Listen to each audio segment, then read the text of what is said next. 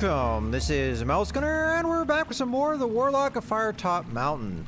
And we're back on the beach, and now I think it's time to go to the huge structure to the north.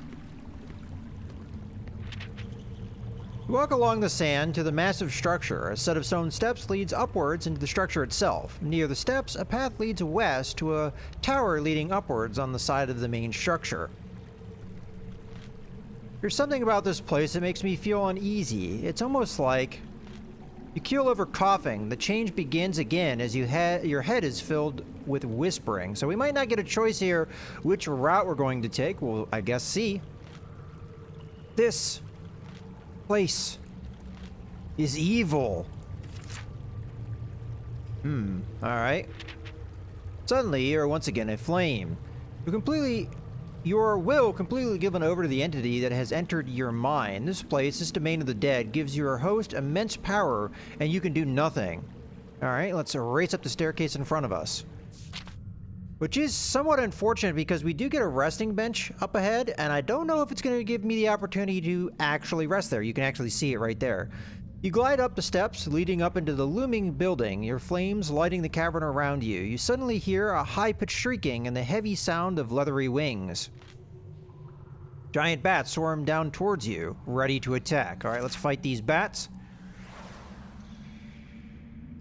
Alright, so I'm going to assume that the course of events that are going to happen here is going to be slightly different than what I'm used to. I don't recall 100% how bats usually behave, but I'm going to make the assumption that this bat here, if it can attack me, which I'm not sure of that, we can attack back into it with the flame lance. So we'll just go ahead and do that. Alright, so I kind of made the assumption that they can only attack diagonally, and I think that was the correct course of action. So what we have going on here is I believe these two bats are going to move here. That may mean that they cancel each other and neither move there, so really we should just focus on this bat here, which is either going to move here or here, and I don't know which one, so I'm just going to have to guess. Alright, so I guess I guessed wrong on this particular group of bats, but that's okay. So this one, cue an attack. I think it's safe to say it's going to hit us, so let's just move. Okay, it's cue to move. That means it could either move here or here. Again, if I'm guessing correctly by the way that these move, I think they move to either side. So we could do our Flame Lance, hoping to hit him. Unfortunately, moved in the different direction than I expected. Let's more than likely going to move here. We could move up in an attempt to get a fireball next turn. Q attack, we're just going to have to clash here. I expect to win this one because we have quite an advantage. Alright, we've got the burn attack going. This bat is more than likely going to move here. Let's focus on the other bat, though, as the flame took care of that one. Alright, let's move this way. Alright, it looks like they can indeed attack in front of them, although seemingly limited. Let's assume, oh, we can't even do anything about that. Alright. Well, I don't have a real set move here, then. I guess we're just gonna move next to him. Cute attack. There's no way it's going to be able to hit me, I don't think, so we'll just hit it with the Flame Aura. Yeah, alright. That was a successful combat. And 15 souls, that's not bad. You defeated the giant bats. With the giant bats sent to a fiery doom, you continue to race up the stairs. Surrounding you is a strange graveyard.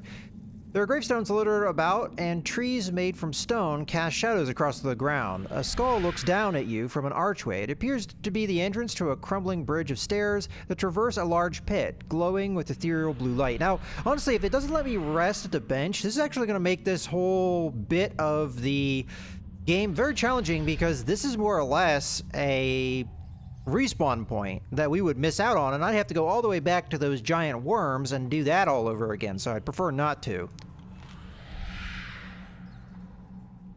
Your desire to continue on to the into this building of death and decay is strong. Okay, well, I guess we're just gonna go. No resting. You begin to cross the vast dark void. Swirling around below you in the depth of the void are trapped souls of the dead. The souls begin to rise before bursting suddenly forth from the void encompassing the bridge. Their wails fill your ears and shapes materialize in front of you. You have disturbed our rest, fire demon, one of the ghost whispers. Now you must join us in our eternal slumber.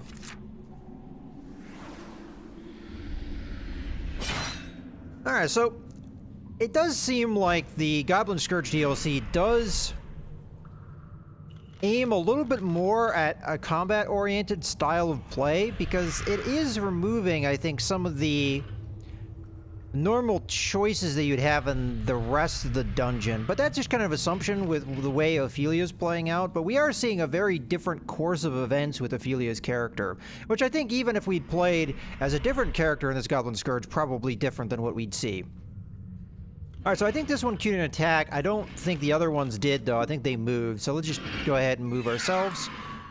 Okay, this one queued a move. Now, if I remember correctly, this one was facing this way, and then it moved that way. So do these guys move sideways? And if that's the case, then this guy's probably going to move here. Let's go ahead and throw the Flame Lance out, see if I'm correct. Okay, so they're immune to the fire. It did queue another move. I don't think it queued an attack. So let's assume that this guy here is going to move there. Okay, so I missed the queued attack. Now I've seen that for sure. Let's go ahead and do our Flame Aura. That should hit. Looks like they can only attack diagonally, so as long as we move in a way that prevents us from being hit here. Okay, so they both queued attacks. Unfortunately, I don't have the Flame Aura, so I can only really do anything about one of them. So as I am seeing here, it does appear that that is indeed the case, that they do attack only on diagonals. Now, it looks like they can attack more than one space, but I think this one did queue an attack. I don't know about the one behind me, so I'm going to use my Flame Aura.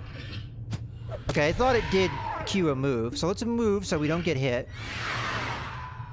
Now we know it's going to end up here. Oh, okay, I missed the queued attack. Alright, let's do a Flame Lance here. That way we hit. Okay, it's probably going to move back to us. Okay, we got it. Not too bad. I mean, being this fire elemental or fire demon is tricky because of the fact that all of your attacks have cooldowns, but otherwise pretty powerful. Okay, we get 20 souls for that. That's pretty good. You've defeated the ghosts. The ghosts slowly sink back into the depths of the swirling void. One of them remains and addresses you. You have proven your worth, Ophelia Lapwing of the Darkwood Forest. Enter the domain of the dead at your peril. The Lord of the Undead will not be as kind as we would have been. The last spirit sinks through the floor and joins the others back in the gloom below. Let's continue climbing the bridge. I mean, we don't have much of a choice because when we are possessed by this demon, he's pretty much taking charge. A tall carved archway looms ahead of you. To either side and above, rows of black windows face the gloom of the cavern. Flames lick the side of the imposing entrance as you make your way inside. All right, let's enter the domain of the dead.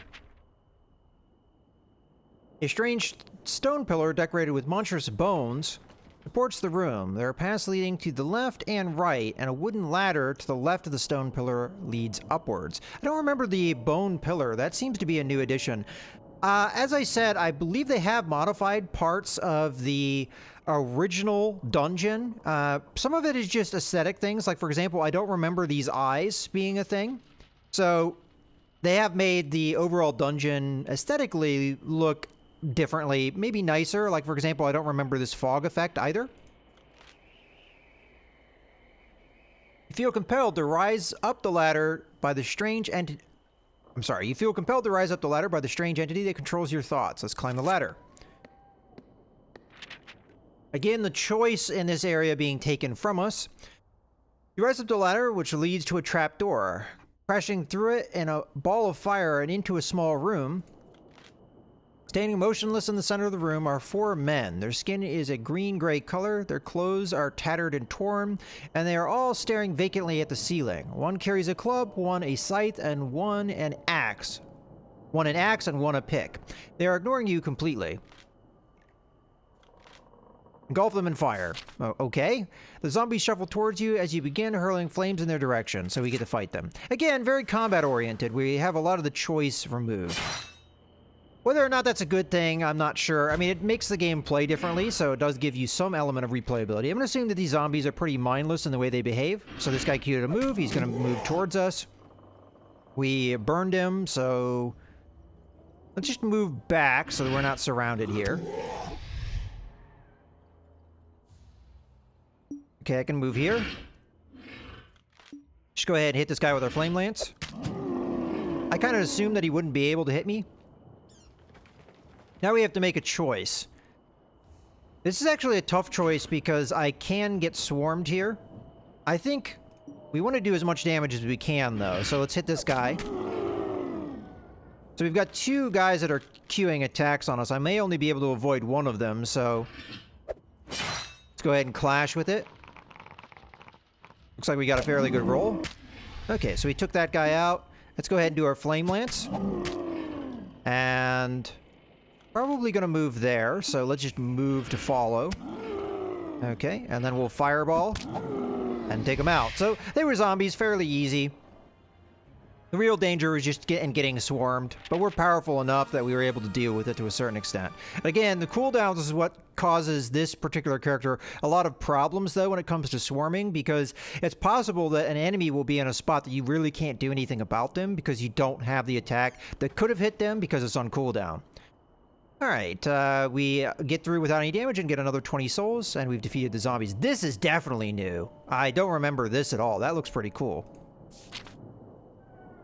The zombies lie in a smoldering heap. You have no more business here and feel once again compelled to climb the ladder before you. You have entered a large circular chamber. The most striking feature here is a large stone bowl. It is filled with a dark rich red liquid, which is bubbling vigorously. A large spiral staircase leads upwards. All right, you know what? This is actually the first time it's giving me a choice. This is actually very odd. Drink from the pool. I don't think that's a good idea from what I remember of this game. If there are items that you can use to actually be able to use this. I don't know what happens if you drink from the pool without said item, but I think we're just going to race up the spiral staircase and not worry about it. Now, it is, again, preventing me from using the choice of going either to the left or the right, which normally we would have that choice.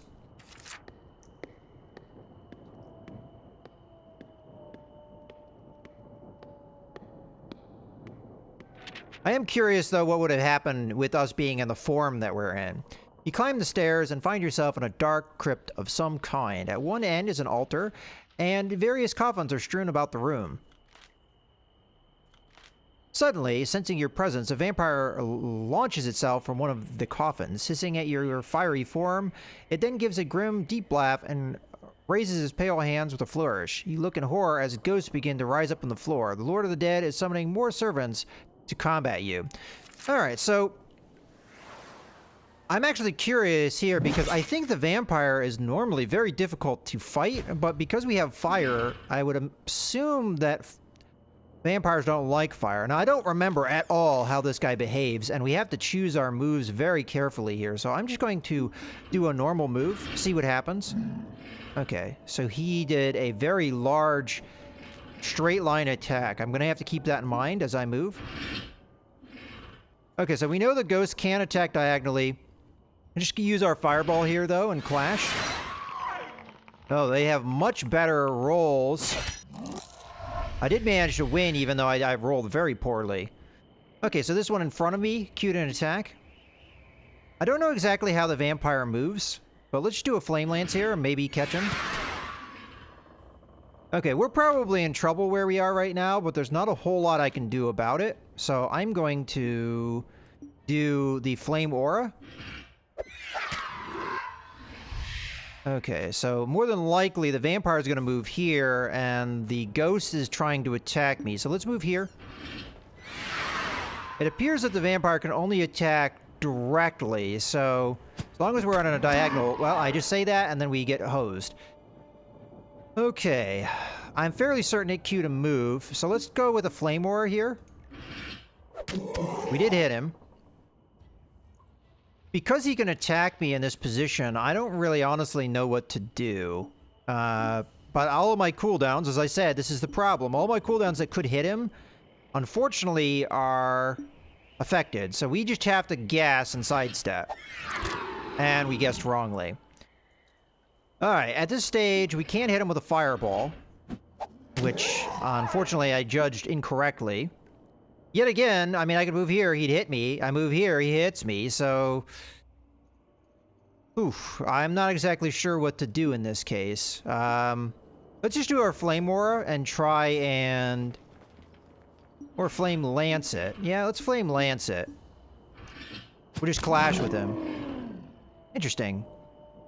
Looks like we did hit him. Alright, let's fire. Okay. We'll move. Let's use our Aura at this time. We should be able to hit all of them. Okay, we do out... Oh, wow, we rolled really well, too. Ah, we killed them both at the same time. Cool. Alright, so we did take a little bit of damage there. We did win. That is a tough fight. 20 souls, 4 stamina loss, so we're at 11 right now. We can't eat provisions if we want to regain our health, so if it looks like that, you know, honestly, that's probably a good idea, so I am going to eat one of my provisions. Get us back up. Interesting, did that heal me by 4? It used to only heal you by 3, so... Alright, well, that's good. Alright, we've defeated the vampire. The body turns visibly older in front of your eyes. The face looks 50, then 90, then well over 100 years old. The skin rots and the eyes decompose as you watch. You notice a movement coming from the creature's chest. As the remnants of the vampire decay, a small black face breaks through its chest. It resembles a small black shrew. But as it frees itself and unfurls its wings, you realize it's a bat. You lunge at it, but it flaps away into the darkness. Alright, so we didn't quite kill the vampire. Spiral staircase leads up and down. You have an urge to head upwards, again removing the choice from us. As you climb the last steps, you are dwarfed by a dark shrine to the First Lord of Chaos, Death himself. The grim, imposing statue is holding a large bowl that represents the entire universe held in its grasp. It looks as though he is demanding a sacrifice. We can ignore this and continue onwards because that's our only choice. Oh, interesting. There was no consequence there. Alright. You feel compelled once again to rise. Now, there is another bench here. We'll see what happens with that. The narrow staircase is cut into the rock, and there are about 20 steps leading up. At the top of the steps, a passageway leads you into a large open chamber. This chamber stinks of putrefying flesh of corpses that are scattered around. A creature now stands before you that looks like a semi-decayed man. Its quick eyes dart from side to side, watching you.